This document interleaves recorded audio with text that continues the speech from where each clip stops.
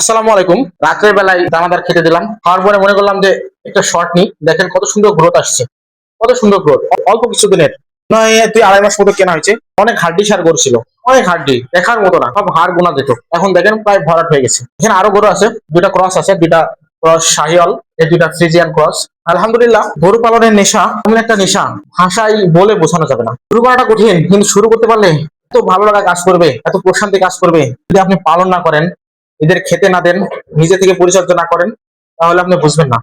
আলহামদুলিল্লাহ, ছোট থেকে শুরু করেছিলাম, দীর্ঘ প্রায় 1.5 বছর আগে, এখন পর্যন্ত টিকে আছি। বেশি দূরে আগাতে পারিনি, 4টা গরু আছে। কিছুদিনের মধ্যেই নতুন একটি শেডের কাজ শুরু করবো ইনশাআল্লাহ। আর খাওয়ার ম্যানেজমেন্টের ব্যাপারে খুব সিম্পল ভাবে চিন্তা করতে হবে। যে অনেকগুলো আইটেম দিয়ে যখন আপনি খাওয়াইতে যাবেন, তখন আপনার কস্টিং বেড়ে যাবে, আপনি লাভবান হতে পারবেন না। খুব সহজ ভাবে খাবারের আইটেম আপনার হাতের নাগারে যেগুলো পাওয়া যায় সেগুলো খাওয়াতে হবে, এতে গরু মোটাতে যাওয়া হবে। তবে কিছু ফর্মুলা টেকনিক অবলম্বন করতে হবে। এই ফর্মুলাটা ইনশাল্লাহ আপনাদের সাথে আমি শেয়ার করব। আমি দীর্ঘ 1.5 বছরের অভিজ্ঞতায় নিজের থেকেই কিছু আয়ত্ত করছি, কিছু মাধ্যমে শিখছি ইনশাল্লাহ। দেখেন, আরেকটা হচ্ছে গরু ঘর সময় পরিষ্কার পরিচ্ছন্ন রাখতে হবে, আর এদের পরিষ্কার পরিচ্ছন্ন রাখতে হবে। দেখেন আমার ঘর, দেখেন কত সুন্দর পরিষ্কার পরিচ্ছন্ন, কোনো নোংরা নেই। এখন এই যে এই গরুটা পায়খানা করলো, লাগলো, তা আমি এখনই সরিয়ে দিব সঙ্গে সঙ্গে। কত ফ্রেশ মাইন্ডে ঘুমাবে। কেমন লাগলো আমার গরুগুলো কমেন্টে জানাবেন। আপনারাও শুরু করে দিন, ছোট পরিসরে শুরু করুন, লজ্জা না করে। ইনশাল্লাহ সফল হবেন, ইনশাল্লাহ সফলতা সবাই পাবো।